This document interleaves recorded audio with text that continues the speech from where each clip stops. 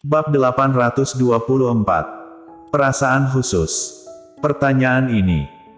Golden Ye menyipitkan matanya dan menatap wanita yang sangat dekat dengannya. Pertanyaan ini seperti merayu, tetapi wajah kecilnya memiliki ekspresi yang sangat serius, tanpa ambiguitas atau kasih sayang sama sekali. Mengapa demikian? Jadi Golden Ye menatapnya dengan ingin tahu, rasa seperti apa. Dia bertanya dengan suara yang dalam, memegang bagian belakang kepala Audrey Han. Audrey Han sama sekali tidak memperhatikan kasih sayang yang mendalam di matanya, dan fokus pada hal-hal yang merangsang ingatannya. Dia bertanya dengan sedih, "Kamu ternyata bertanya kepadaku bagaimana rasanya. Apakah memiliki perasaan khusus atau tidak? Kamu tidak tahu." Perasaan khusus.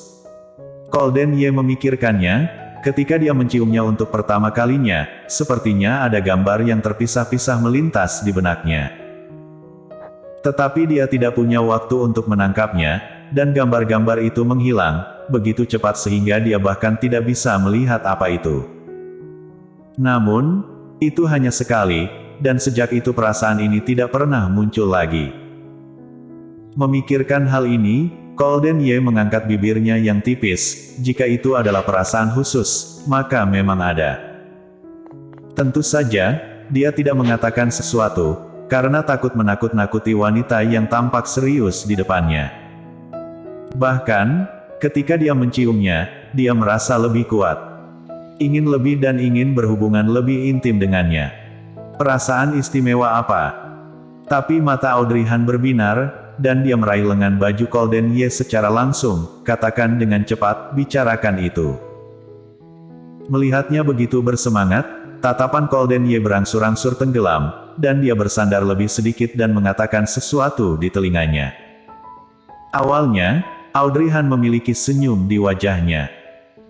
Tetapi setelah mendengarkan kata-kata Golden Ye, senyumnya membeku di wajahnya, dan wajahnya langsung memerah, menatapnya dengan panik. Aku bukannya ingin kamu mengatakan ini."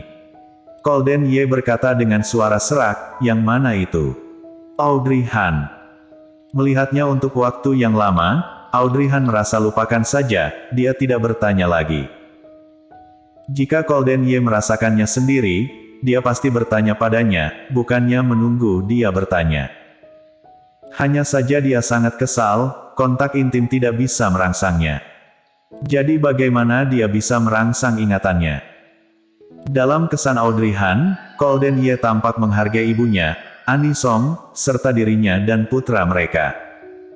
Sambil memikirkannya, ponsel Golden Ye berdering lagi. Dia mengeluarkannya dan melihatnya, dan langsung mengatur mode jangan ganggu.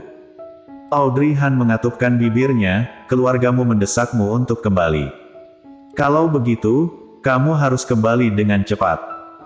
Golden Ye meletakkan teleponnya, dan tatapannya yang dalam jatuh ke wajahnya. "Tidak menyuruhku tinggal." Audrey Han mengangkat matanya dengan cepat, "Bagaimana cara menyuruhmu tinggal, bukankah keluargamu? Selama kamu mau, aku bisa tinggal malam ini." Tidak, dia tidak mau. Dia tinggal dengan dirinya sendiri untuk sementara dan keluarganya terus mendesaknya.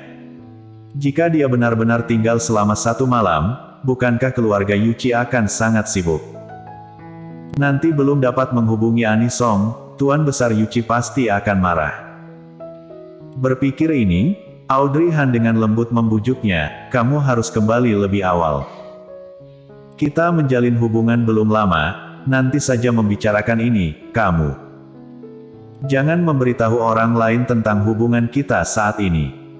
Bukannya tidak melihat Audrey Han sedang melarikan diri. Hanya saja tidak menduga dia akan melarikan diri seperti ini.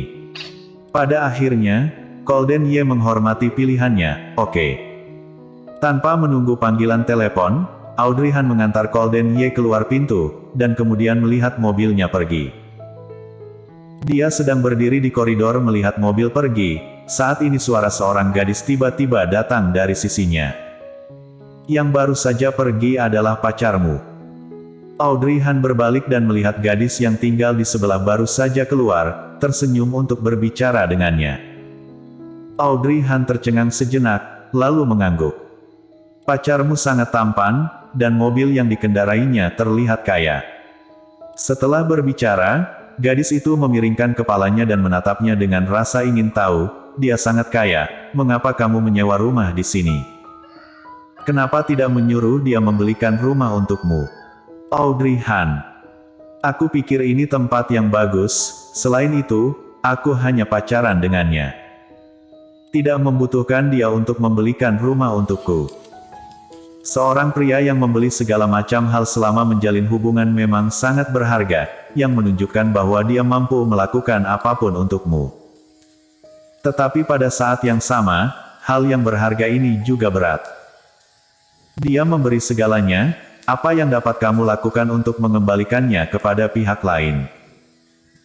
Mendengar ini, ekspresi aneh muncul di wajah gadis itu dan mengeluh kepadanya, kamu sangat aneh, kamu berpacaran dengannya, kemudian memintanya untuk membelikanmu rumah, apa ada masalah? Sebaliknya, aku pikir jika dia punya uang, dia tidak mau membelanjakannya untukmu, aku merasa kasihan padamu. Audrey Han menyelanya, kamu menyewa tempat ini bersama pacarmu. Setiap hari juga sangat malam pulang bekerja, apakah kamu merasa sedih? Wanita itu terdiam sejenak, kemudian merasa malu, menggelengkan kepalanya, tidak sedih. Sebaliknya, dia merasa sangat bahagia. Karena dia mencintainya, dia bersedia menghabiskan waktu bersamanya. Audrey Han tersenyum kecil, itu dia, kamu tidak akan merasa sedih, mengapa kamu merasa sedih untukku? Gadis itu menjulurkan lidahnya, maaf, aku hanya berbicara sembarang saja, jangan masukkan ke hati. Audrey Han mengangguk, tidak lagi berbicara. Segera ada seorang pria memanggil nama seorang gadis, dan dia melambai ke Audrey Han dan pergi. Audrey Han juga kembali ke rumah, tepat sekali melihat Gita menelponnya. Halo, Audrey, aku sangat merindukanmu. Suara Gita sangat keras, Audrey Han dengan cepat mengambil telepon menjauh darinya. Sampai ujung telepon lebih tenang, dia baru mengambil dan menjawabnya. Benci, apakah kamu mengambil ponselmu lagi dan tidak mendengarkan apa yang aku katakan? Kamu sangat kejam. Audrey Han. Gita, bisakah kamu lebih serius? Gita berdeham keras, detik berikutnya menjadi sangat serius lagi. Kamu menyuruh sekretaris Su menghubungi Bibi Song, sudah ada kabar terbaru. Apakah kamu ingin tahu apa beritanya? Menghubungi begitu cepat. Audrey Han terkejut. Efisiensi kerja Siska Su jauh lebih baik daripada yang dia kira. Dia tidak bisa menahan diri untuk bertanya, cepat bicarakan itu, bagaimana dengan Bibi Song?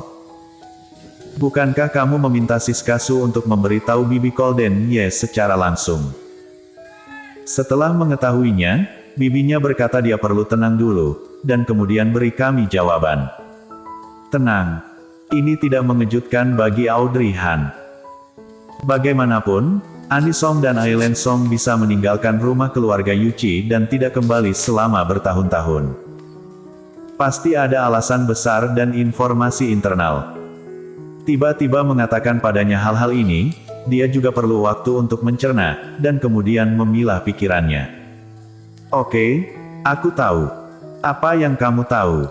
Bagaimana situasinya sekarang? Mengapa perlu menghubungi bibinya? Apa yang terjadi? Kita tidak tahu situasi di sini, dan Audrey Han takut dia khawatir.